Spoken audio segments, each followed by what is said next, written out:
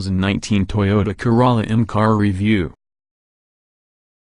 Back inside the day, Toyota failed to use the Auris when its new body style debuted to the 1976 model year for the Corolla. It absolutely was a liftback.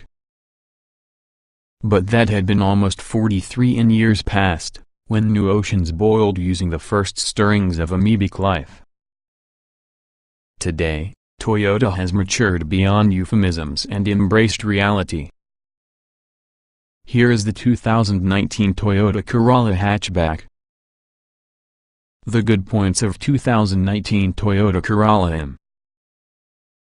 Good looks, composed ride, available rev-matching manual transmission.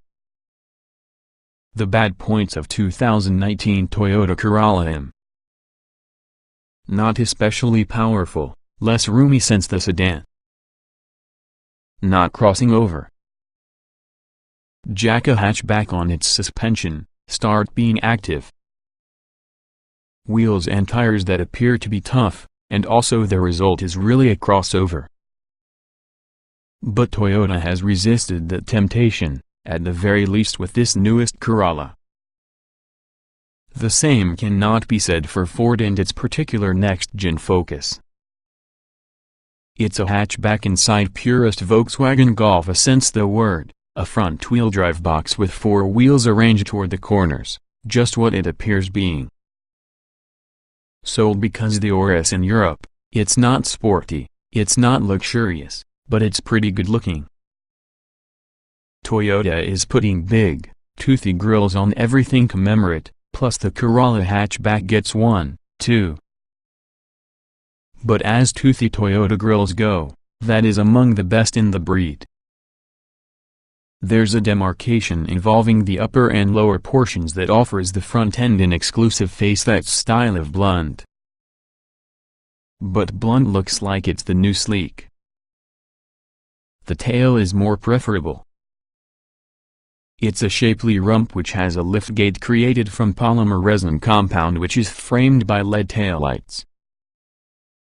The Corolla hatch's flanks are nicely sculpted, and also the profile comes with an eagerness in their tail-high attitude.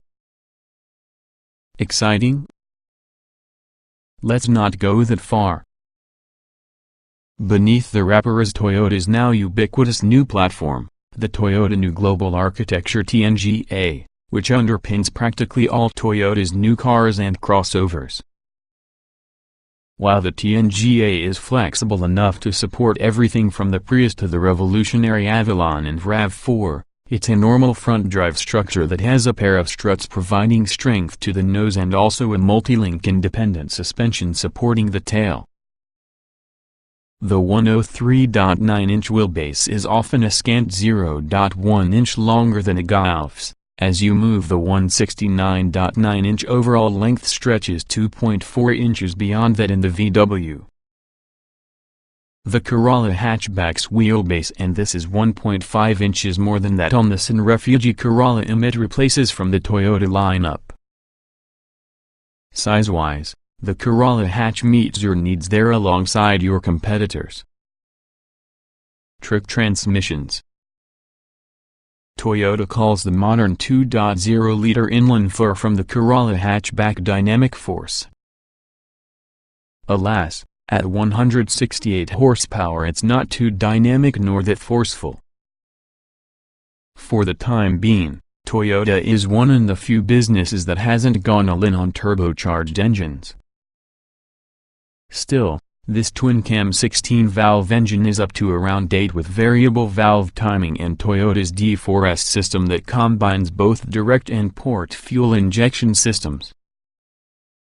And even though it has a stout 13.0:1 compression ratio, it'll run on regular grade, 87-octane gasoline.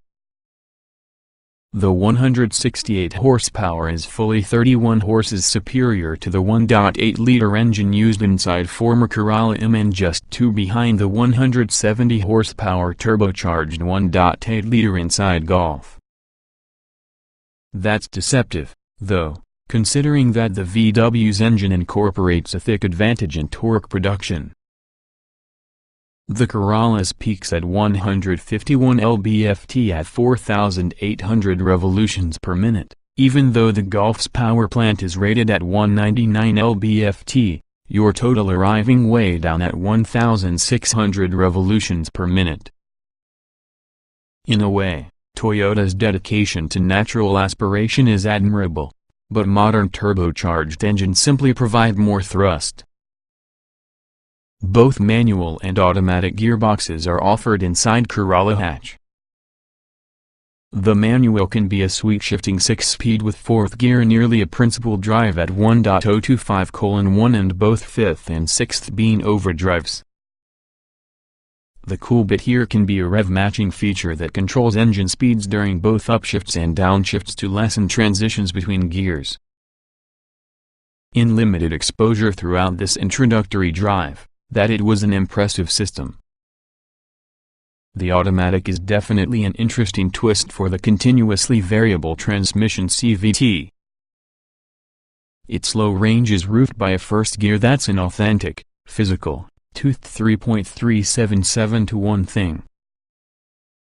Then it clutch engages and moves the ability flow over to your belts and cones of any CVT working between 2.236-to-1 and 0.447-to-1. The CVT also gets 10 simulated gear ratios and paddle shifters. Again, our time with it had been limited, but initial impressions are his works well. You can about Toyota's new engine and CVT here. Cleanly cleanish.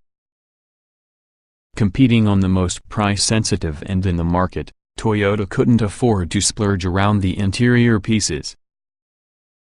But almost counterintuitively, the discipline of keeping costs down has led to an exceptionally clean design executed with restraint. The major instrumentation inside top XSE model is often a 7.0-inch digital screen flanked by way of a tachometer on the other hand with fuel and temperature gauges about the other. The same makes using a 4.2-inch screen in the center. Both models purchase an 8.0-inch central touchscreen to manage the in-tune infotainment system along with other gadgetry.